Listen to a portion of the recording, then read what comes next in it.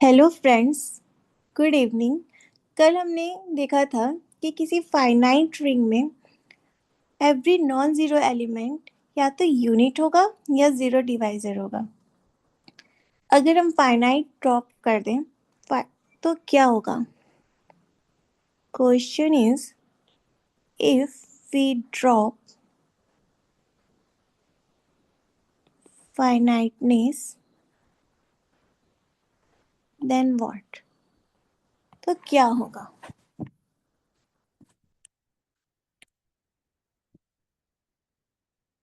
तो answer is no.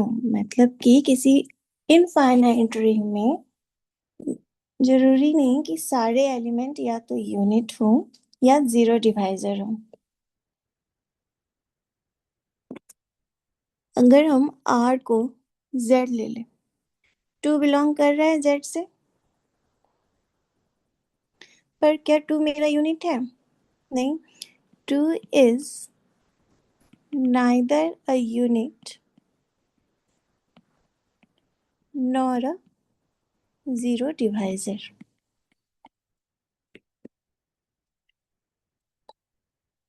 To into A is not equal to zero.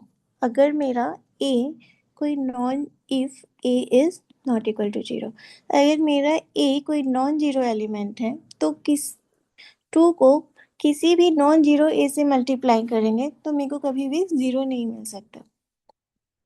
और ऐसा कोई इनवर्स भी एग्जिस्ट नहीं करेगा कि मेरे को वन मिल जाए। क्यों? क्योंकि 1/2 तो मेरा जेड में बिलोंग ही नहीं करता। तो मेरे को ना यूनिट मिलेंगे ना जीरो डिवाइजर मिलेंगे। तो टू मेरा ना यूनिट है ना जीरो डिवाइजर है।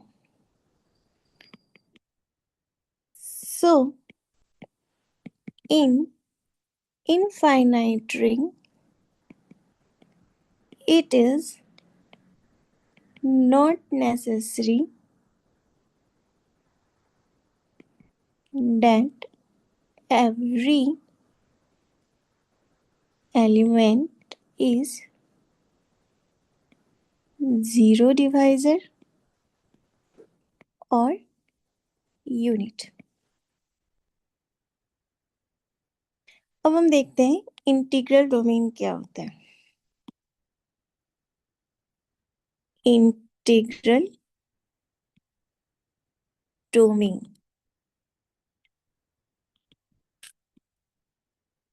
Let R be a C R U. ये इंपॉर्टेंट कंडीशन है कि अगर आर मेरा सी आर यू है तो R is said to be an integral domain if any non-zero a belongs to R and a dot b equal to 0, then b equal to 0। इसका क्या मतलब हुआ कि CRU में जीरो डिवाइजर नहीं होने चाहिए। यानी कि अगर कोई दो एलिमेंट का मल्टीप्लिकेशन जीरो हो रहा है तो उनमें से एक एलिमेंट को जीरो होना ही पड़ेगा। ए मेरा पहले से नॉन जीरो था तो बी को जीरो होना पड़ेगा। कि बी मेरा नॉन जीरो हो गया तो ये मेरा जीरो डिवाइजर हो जाएगा, लेकिन इसमें जीरो डिवाइजर नहीं होना चाहिए। इन अदर वर्ड्स,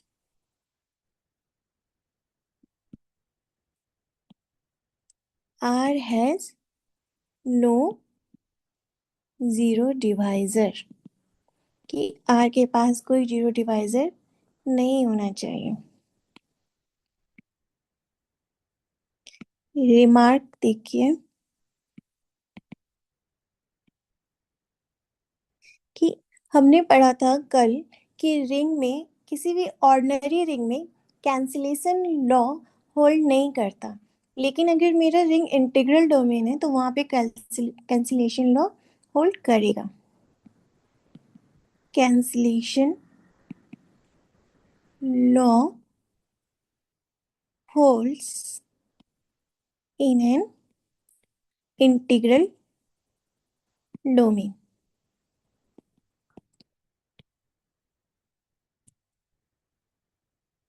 अगर R मेरा इंटीग्रल डोमेन है और ए बी सी R से बिलोंग कर रहे हैं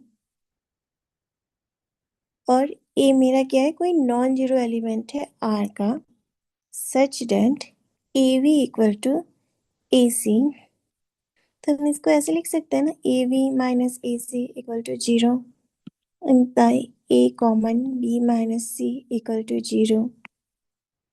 तो either a equal to zero और b minus c equal to zero. पर हमने यहाँ पे क्या लिया है कि ए तो मेरा नॉन जीरो है, तो ये क्या इम्प्लाई करेगा कि b minus c equal to zero.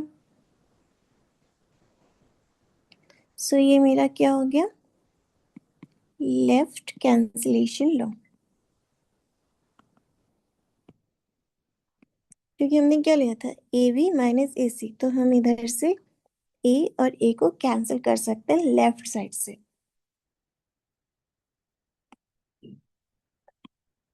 Similarly हम b a equal to c a लिख सकते हैं, तो b a minus c a equal to zero, तो b minus c a equal to zero imply a equal to zero और b minus c equal to zero.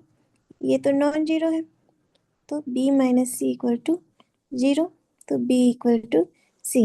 तो अब हम इधर राइट साइड से a को कैंसिल कर सकते हैं, तो मेरा यहाँ इसे हम कहते हैं राइट कैंसिलेशन लॉ।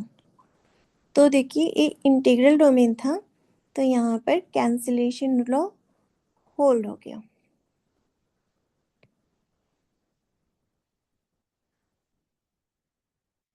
अब हम कुछ एग्जांपल्स देखते हैं। Z is an integral domain. Z क्या है मेरा, इंटीग्रल डोमेन। क्योंकि इसमें कोई भी दो नॉन जीरो एलिमेंट लेंगे तो वो जीरो तो नहीं होगा ना।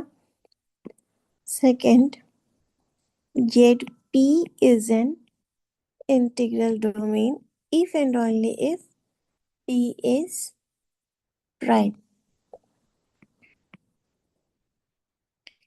अगर हम रिंग ऑफ गॉसियन इंटीजर लेते हैं, Z I is an integral domain. ये क्या है, ये कॉम्प्लेक्स यानी कि सी का सब रिंग है, और सी क्या है मेरा फील्ड। तो किसी इंटीग्रल डोमेन का सब रिंग भी इंटीग्रल डोमेन होता है, तो ये भी इंटीग्रल डोमेन हो जाएगा। 4 C01, ये ग्रुप हमने पढ़ा था, ये क्या था, CRU था ना, बट ये इंटीग्रल डोमेन नहीं है, नॉट एन इंटीग्रल डोमेन। देखो कोई फंक्शन लेते हैं हम, f x equal to zero, zero is less than 1/2 और x minus 1/2, 1/2 is less than x is less than equal to 1। और कोई दूसरा फंक्शन लेते हैं gx, तो यहाँ ले लेते हैं 1/2 minus x, zero is less than x is less than 1/2 और zero, 1/2 less than x less than equal to 1। तो ये कंटिन्यूअस फंक्शन है और इस वाले रिंग में बिलोंग करने वाला दो एलिमेंट है। पर क्या हम एफ डॉट जी करेंगे तो वो क्या आएगा, एफ डॉट जी तो मेरा जीरो आएगा, बट एफ भी मेरा नॉन जीरो है और जी भी मेरा नॉन जीरो है, तो इसके पास क्या आ गया, C01 हैज जीरो डिवाइजर।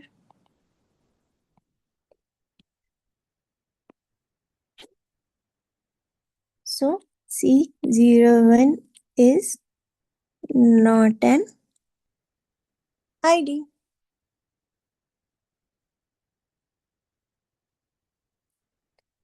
अब हम देखते हैं डिवीजन रिंग क्या होता है। Division ring. डिवीजन रिंग को हम स्क्यू फील्ड भी बोलते हैं। A ring R with one edge said to be division ring if every non-zero element in R is a unit in R। Division ring किसे कहेंगे? कि हर non zero element, every non zero elements ring में unit हो जाए तो उसे कहते हैं डिवीजन रिंग। हम कुछ एग्जांपल्स देखेंगे डिवीजन रिंग के और आज हम फील्ड पढ़ेंगे। तो हम एक एग्जांपल देखते हैं डिवीजन रिंग के। तो एक ग्रुप होता है, उस एक रिंग होता है, एक रिंग का नाम है द रियल हैमिल्टन क्वार्टरनियंस। हमने इस ग्रुप को रिंग को पहले भी पढ़ा है, सॉरी। तो ये एक डिवीजन रिंग है, इसे HR से डिनोट करते हैं और कैसा है A0 plus A1I plus A2J plus A3K, जिसमें A0, A1, A2 और A3 मेरे रियल नंबर से बिलोंग कर रहे हैं। A1, A2, A3 belongs to R। तो इसमें I square equal to J square equal to K square -1 के इक्वल है। IJ माइनस JIK और ये K के इक्वल है। और JK equal to minus KJ equal to I and KI equal to minus IK equal to J के equal है। तो यहाँ KI equal to minus IK है, JK equal to minus KJ है। तो ये कैसा रिंग है? Non commutative ring.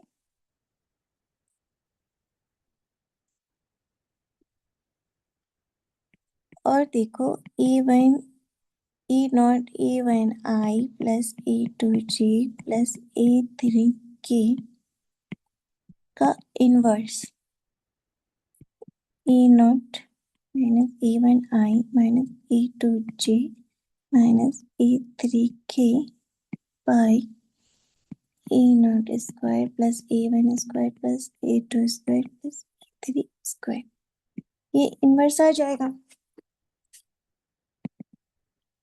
यहाँ पे। अब इस इनवर्स को डिफाइन होना है तो या तो A0 नॉन जीरो हो और A1 नॉन जीरो हो और A2 नॉन जीरो हो और A3 नॉन जीरो, क्योंकि सारे के सारे अगर जीरो हो गए तो डिफाइन नहीं हो पाएगा। तो ये कैसा रिंग था? नॉन कम्यूटेटिव रिंग था और हर एलिमेंट का इनवर्स एग्जिस्ट कर रहा है, हर नॉन जीरो एलिमेंट का इनवर्स एग्जिस्ट कर रहा है। तो ये क्या बन गया मेरा? Division ring.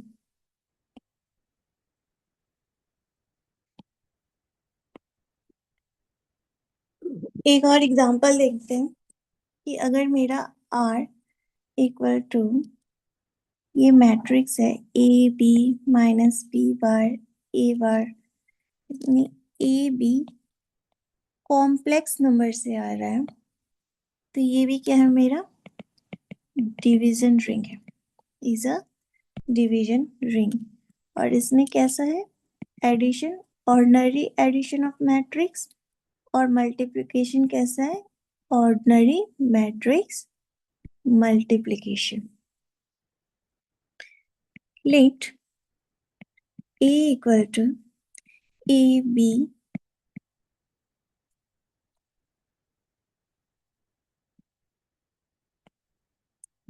A B minus B bar A bar is not equal to 0।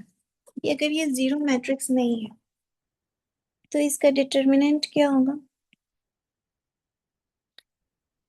Mod ए का स्क्वायर प्लस मॉड बी का स्क्वायर हो जाएगा, और मॉड ए का स्क्वायर प्लस मॉड बी का स्क्वायर, यानी कि दो पॉजिटिव नंबर का स्क्वायर। अगर दो पॉजिटिव नंबर के स्क्वायर को 0 होना होगा तो दोनों को ही 0 होना होगा,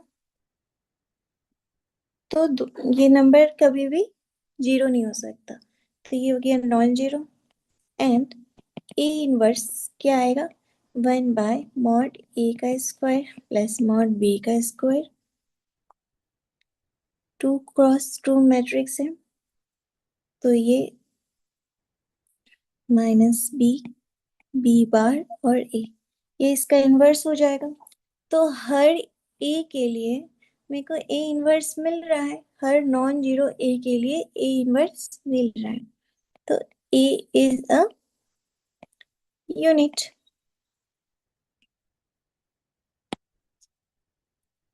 तो मेरा आर क्या हो गया? आर इज क्यू फिल्ड और जीरो डिवाइजर।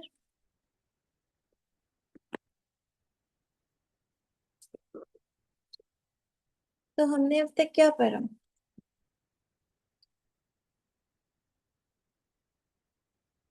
तो हमने अब तक क्या पढ़ा कि रिंग है, रिंग विथ यूनिटी पढ़ी, और इसमें हमने पढ़ा कॉम्यूटेटिव रिंग। अगर मेरा रिंग उसमें 1 ऐड हो जाए, मतलब रिंग प्लस यूनिटी और all non zero elements are units, मतलब ring with unity and all non zero elements are unit, तो ये क्या बनेंगे मेरे? Division ring. और इस डिवीजन रिंग में हम अगर कॉम्यूटेटिव प्रॉपर्टी ऐड कर दें तो मेरा बनकर आता है फील्ड। क्लियर?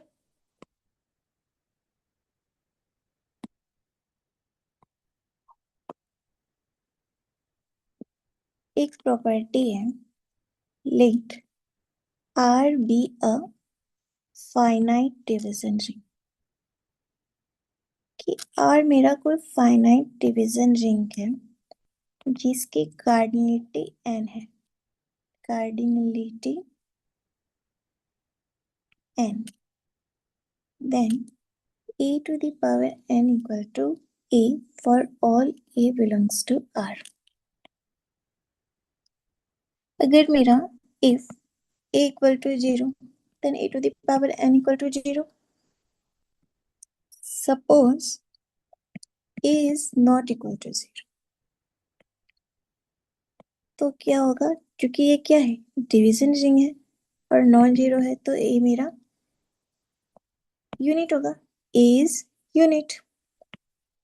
एच यूनिट का जो सेट होता है, सेट ऑफ यूनिट्स, ये मेरा एक ग्रुप बनाता है। तो ऑर्डर ऑफ यू आर क्या होगा? n-1 होगा, क्योंकि कितने एलिमेंट्स थे मेरे रिंग में? n एलिमेंट्स थे, और हमने इसमें जीरो भी तो रहा होगा ना, हमने जीरो बाहर कर दिया, क्योंकि यूनिट्स के सेट में जीरो तो नहीं आएगा, तो इसका ऑर्डर क्या हो जाएगा? n-1।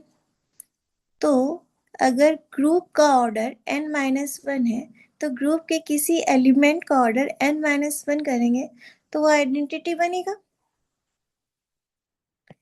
तो इसमें a इंटू an-1 करें तो ये a इंटू e हो जाएगा, तो ये a to the power n equal to a हो जाएगा।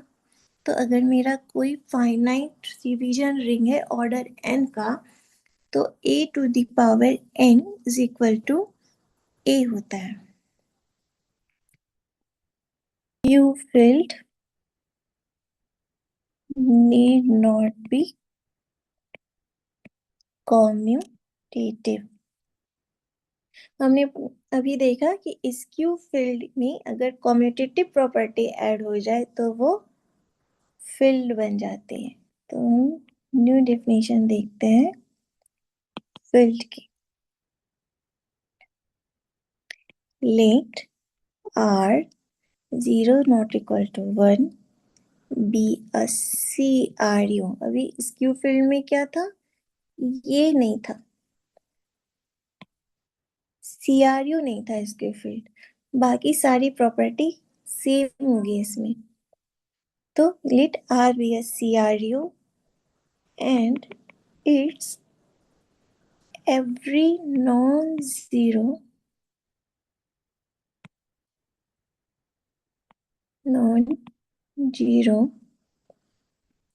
element of R is a unit, then R is a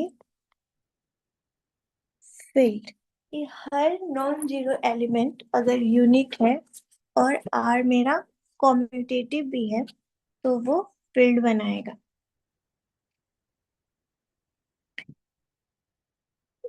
example Q R C, ये सब मेरे फील्ड हैं. अगर हम दूसरा Q root D equal to E plus P root D, A B belongs to Q is a field if D is a square free integer.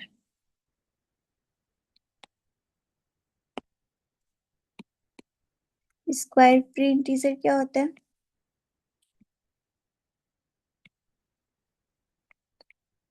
जिसको हम किससे डिनोट कर रहे हैं? D से.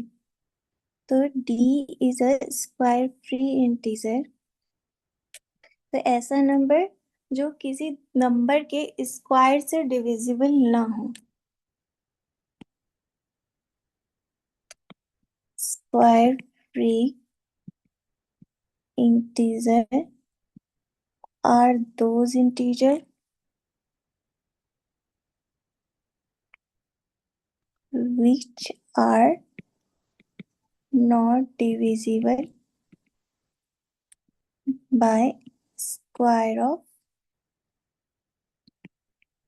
any number. जैसे 2 के स्क्वायर से 8 डिविजिबल है, तो ये क्या है? Not square free. बट 15 मेरा स्क्वायर फ्री है, कोई भी स्क्वायर इसको डिवाइड नहीं करता.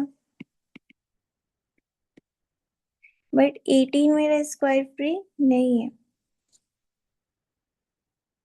18 इज नॉट स्क्वायर फ्री.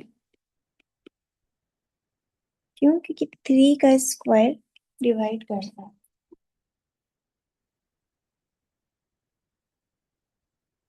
है square free.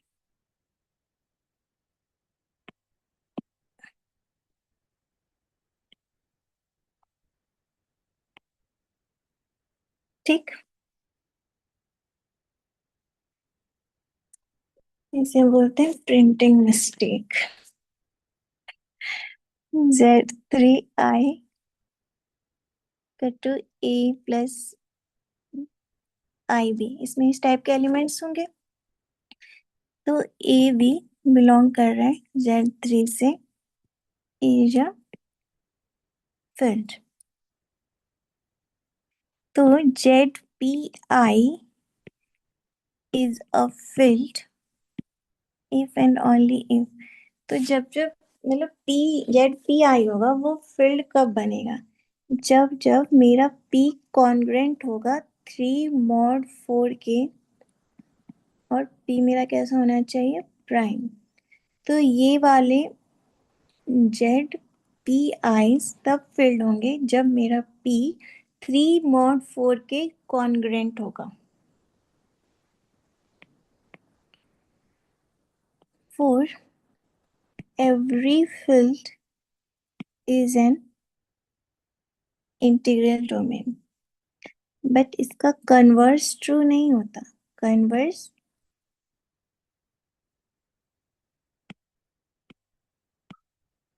Is not true.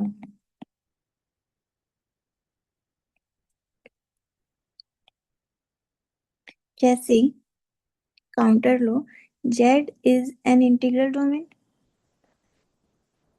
But Z मेरा फील्ड नहीं है, which is not filled।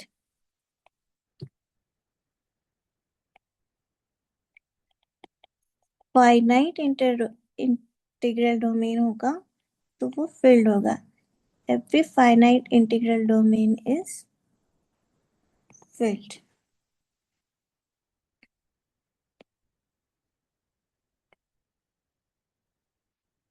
Z p type के रिंग होंगे तो वो filled होंगे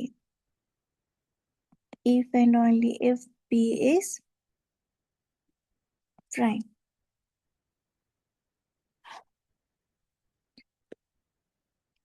चलिए फ्रेंड्स, बस आज इतना ही।